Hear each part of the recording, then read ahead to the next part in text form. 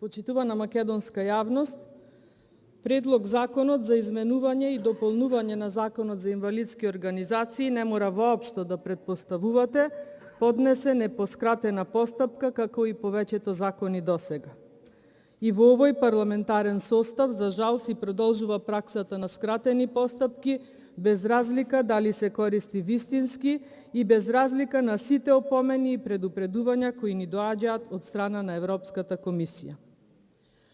Со овој предлог на закон, со членот 1 се прецизира дека надзорот над законитоста на работењето и исполнувањето на одредбите на овој закон и Законот за здруженија на граѓани и фондации над инвалидската организација, Националната инвалидска организација и Националниот совет на инвалидските организации го врши инспекцијската служба при Министерството за труд и социјална политика.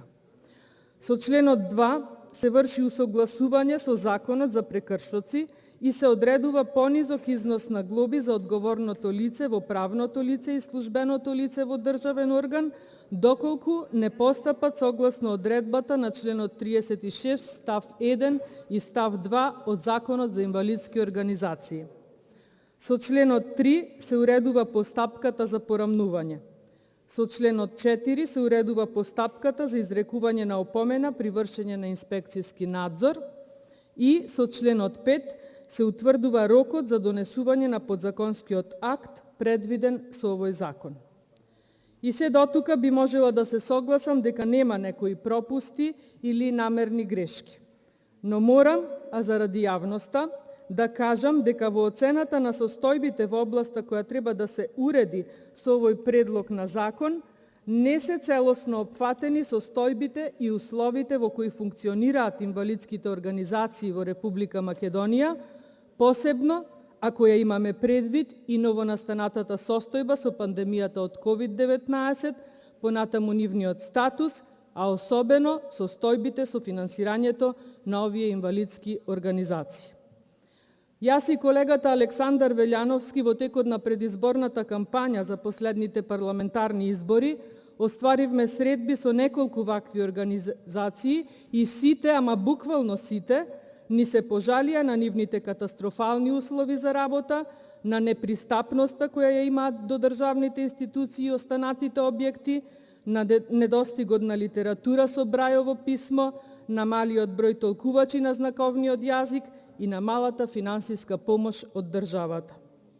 За жал, пандемијата со COVID-19 не ги одмина и лицата од овие организации и истите сега секојдневно и дополнително се соочуваат со се поголем број на пречки при реализацијата на нивните основни неопходни потреби, како што е и здравствената заштита во конкретнава пандемија. Согласно токму Законот за инвалидските организации, делувањето на инвалидските организации за достигнување квалитетен живот на овие лица посебно треба да се насочи кон почитување на нивните основни човекови права, нивна инклузија во општеството и инклузија во секојдневниот живот. Во предлогот на законот добро е што се воведува задолжителна опомена пред да биде изречена глоба и секако добро е што глобите се намалуваат.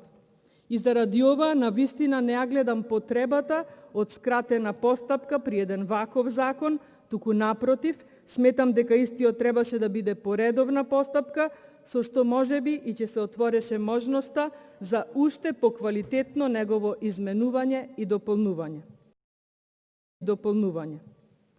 И сега би сакала да искористам оваа прилика кога веќе зборуваме за инвалидските организации во Република Македонија, за да ги потсетам колегите од Социјалдемократскиот сојуз дека токму на пензионерите кои имаат инвалидски недостатоци или заболувања, практично им го ограничија додатокот за мобилност на лица до 65 години, односно лицата над 65 години нема да можат да го искористат правото на додаток за мобилност, со што овие луѓе се оставени на цедило и им се скратува единственото право за додаток за мобилност. Понатаму, ЗАЕФ и Социјалдемократскиот сојуз го укина и додатокот за трето дете, што беше директна поддршка за многодетните семејства. Заев велеше дека во едно 4-члено семејство во кое има едно лице работонеспособно, а другите се над 18 години 3 лица, ќе земаат 11.700 денари или велеше 300% повисок надоместок. Јас само ќе потсетам дека истото ова семејство, каде едно лице не е способно за работа, а останатите 3 лица се способни за работа, добиваше вкупно 29.581 денар во време на владата на ВМРО-ДПМН. Социјална помош, постојана парична помош, електрична енергија за 12 месеци, право на мобилност, право на туѓа нега, здравствена заштита, користење на топол оброк или сите овие мерки во вредност од 29.581 денар. Или денес со оваа влада ваквите семејства земаат за 3 пати помалку, односно 11.700 денари. Конкретно и на дело, наместо да се зголемат за 300% приходите на овие семејства, како што се зборуваше и ветуваше, истите и на дело им се намалени за 300%. Сега ќе ве потсетам на вашата програма за работа на владата 2017-2020, во која, меѓу другото, имавте планирано и тоа со широки консултации со невладините и професионални организации. Зголемување на износот на средства за заштита на правата на лицата со посебни потреби за 50% во периодот на мандатот. Трошењето на парите од посебниот фонд за вработување на инвалидни лица во АВРМ ќе биде транспарентно и јавно објавено. Законски ќе се гарантира воведување на специјален едукатор во секоја градинка и училиште, каде што има деца со попреченост, со цел адекватна поддршка на децата и семејствата. Понатаму, почитување на квотите за вработување лица со посебни потреби во јавната администрација, со уважување на стручните мислења издадени од центрите за социјална работа за приоритет при вработување. Обезбедување право на додаток и за лица со тешка и најтешка интелектуална попреченост и така натаму, и така натаму. Да ве потсетам и на програмата Можеме 2020-2024, според која ќе водевте грижа за сите, па така ќе ви беше цел 34.000 домаќинства да примаат гарантирана минимална помош, а 65.000 деца да примаат детски додаток.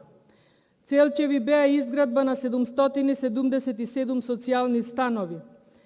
Ќе ги надминувавте пречките со зголемување на додатоците за попреченост за 15%, а не со намалување на глобите за инвалидските организации денес. И мислам дека нема потреба повеќе и да ве потсетувам, бидејќи вие и онака се си знаете, ама веќе знаат и сите граѓани во Република Македонија, дека ништо од ветеното не реализирате и затоа онаа тажна сторија за битолчанецот Благојчо, за која им се подсмеавте на колегите Милошовски, Лозановска и Поцкова кога ја споменаа, таа тажна сторија е само една од многуте тажни приказни на нашите сограѓани со инвалидитет, на кои, верувајте ми, дека во овие кризни здравствени и економски времиња, многу малку им е дојдено до тоа оваа власт да им ги намалува глобите за нивните организации. На нив во овие тешки времиња потребни им се вистинска грижа и директна помош, а не само предизборни ветувања, па потоа постизборни измами и избегнување од дадениот збор.